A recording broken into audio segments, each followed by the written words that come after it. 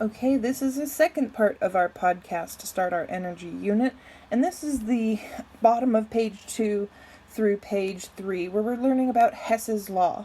And what Hess's law tells us is that if a chemical reaction can be written as a combination of multiple steps, then the delta H for the overall reaction is equal to the sum of the delta H's for each step.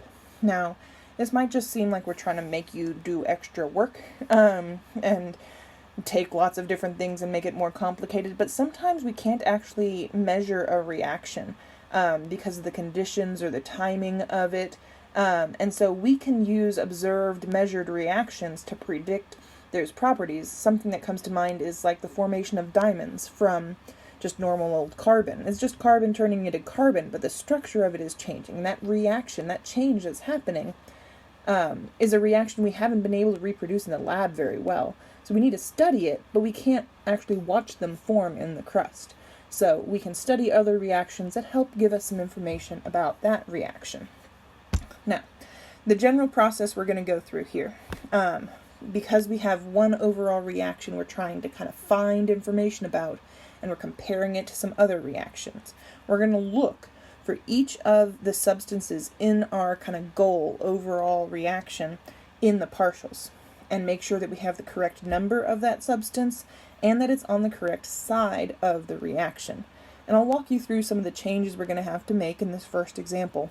But you might have to multiply things by 2 or 3 or 4, generally a pretty small number, or maybe divide it by 2 or 3 or 4, or flip the reaction. But whatever you do to the reaction, what you need to remember is you're going to make those same changes to the delta H.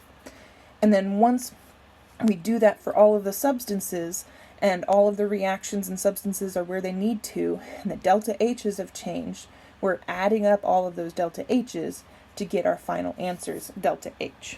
Now, all of those words probably mean nothing to you because you have no idea what this stuff looks like and how to, so the best way to get into it is just to do an example. So, this one asks us to find the enthalpy of this reaction by using these other two reactions. So I'm going to start by looking for this solid sulfur, and ideally I had to have 2 of them, but right down here I just see 1 of them. So if it doesn't have the right number, then what I'm going to do is multiply this entire reaction by 2. So that's going to get me my 2 here, but that 2 is also going to distribute all the way through the rest of the reaction and into our delta H over here. If we take that times 2, we get negative 594 kilojoules. So we're just distributing that 2 to try and take care of this first substance from our overall reaction that we're trying to get. Now, this next thing that I see, this oxygen, might look like I need to change this first reaction again, but if I keep looking, I do see some other oxygens in here. So I'm actually going to skip it because there's more than one of those substances down here.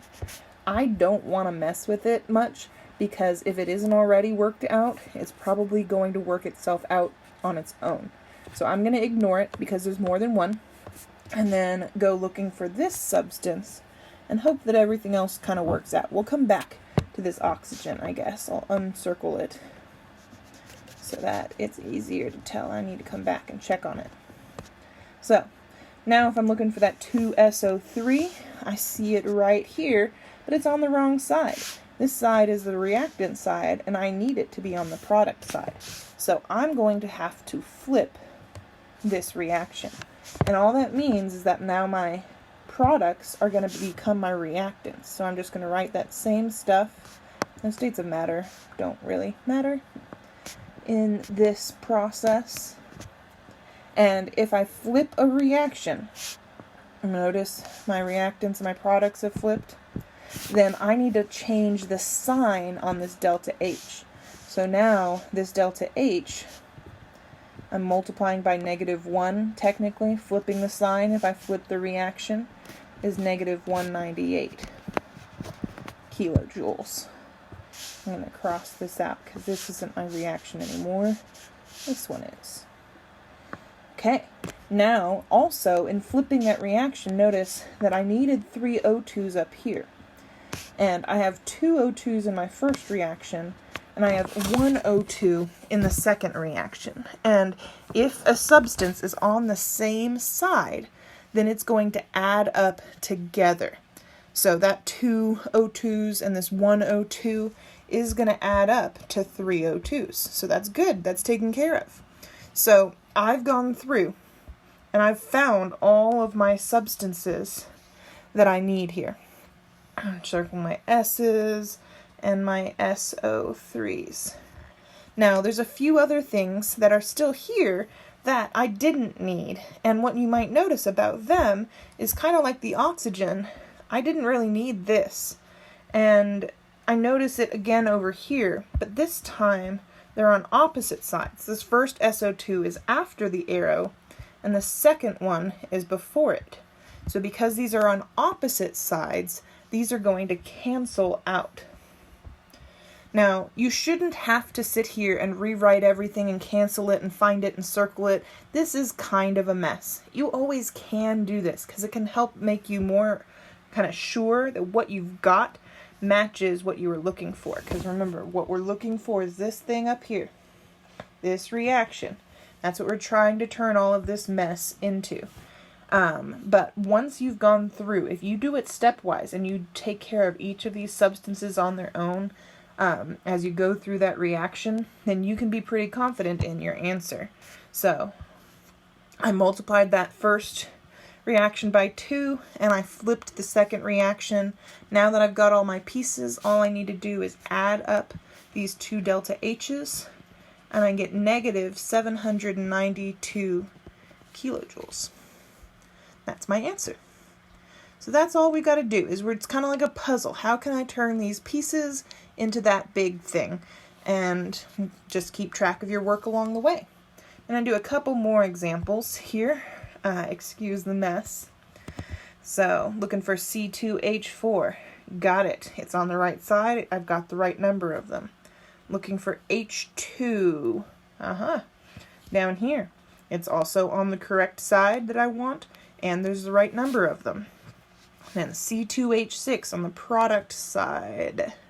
Oh, I have one C2H6 here, but it's on the reactant side. So I'm going to have to flip that middle reaction. There we go. Circling that to show that I've got it. Now I've got all of my pieces. All I had to do was flip this middle reaction. So all I need to do is change the sign on that middle reaction to being a positive 1560, and I can add these all up. Now, like I said, you can go through and double check all of your work and make sure that all of the rest of this crazy stuff cancels out, but as long as you've done everything else right, it will. No, you can't really see my decimal point there. So my answer here is negative 136.8 kilojoules. Now, go ahead and skip ahead to the next problem if you want, but I want to walk you through that canceling process for this, just in case you do want to be able to check your work in the future. So, I've circled the only stuff that I actually need from all of this. So, I should probably cross out this reaction, because I just flipped it. I'm done with it. So, everything else I'm going to just highlight. I have 3 O2s here that get canceled out with this 3.5 O2s over here, and I notice I have another half O2. These first 2 here are on the same side, so that's 3.5 before the arrow, and then 3.5 after the arrow. Then I see 2 CO2 canceling out with those, and then this 3 H2O cancel out with this 1 plus this 2. So everything did cancel out.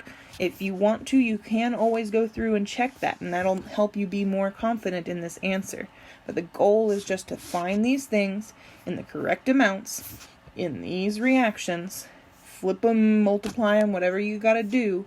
Make sure you do the same thing to those delta H's, and then add them up in the end. I'm going to do one more example with you, and then the last one is going to be on you.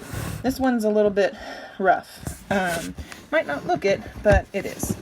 So, this first thing that I'm looking for, 4 NH3s. I see 2 NH3s, but I need 4. So not only am I going to have to multiply it by 2, but I notice that these are on the product side instead of the reactant side. So I'm actually going to be flipping this one and multiplying it by 2.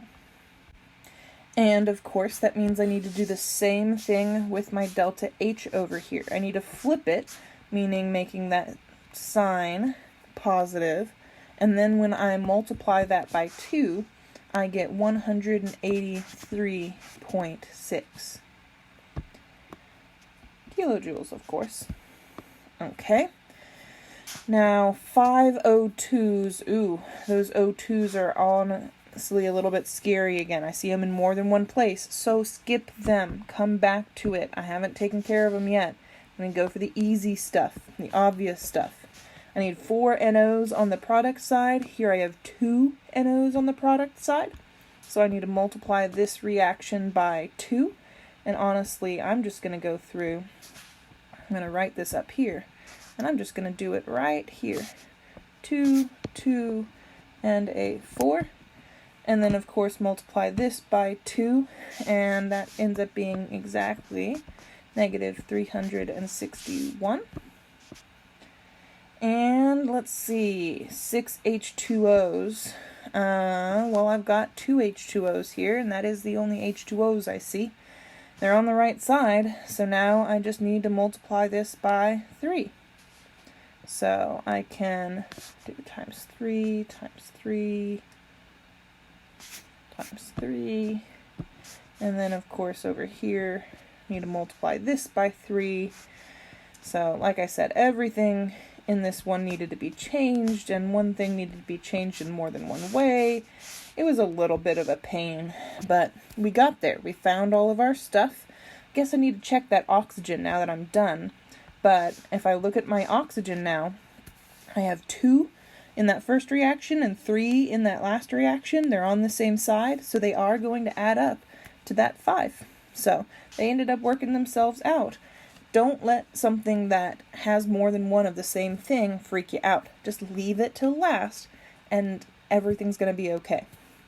So, my answer here, now that I'm sure I have everything, add up all of these delta H's. These delta H's, of course, not these. And our answer ends up being negative 1628.2 kilojoules.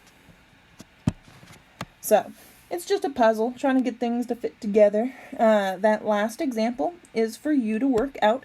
It's not quite as bad as that first one, as number 2, the one I just did. I think all of those reactions are going to have to change somehow, but not necessarily in a big way. Nothing has more than one change happening to it. So, good luck. When you get your answer, it should be around negative 500, a little bit less, or I guess it's negative, so more. It's going to be around negative 490-ish. So, you go ahead, work it out, check your work. Let me know if you have any questions, and definitely come to a live classroom if you're struggling with this idea. There are some more practice problems for you to do on your own, and I have posted the answers on our pages, page 5 really. Page 6 doesn't have any of this specific idea. So, go ahead and work on those, or wait until you watch our last part to figure out how to do all of it.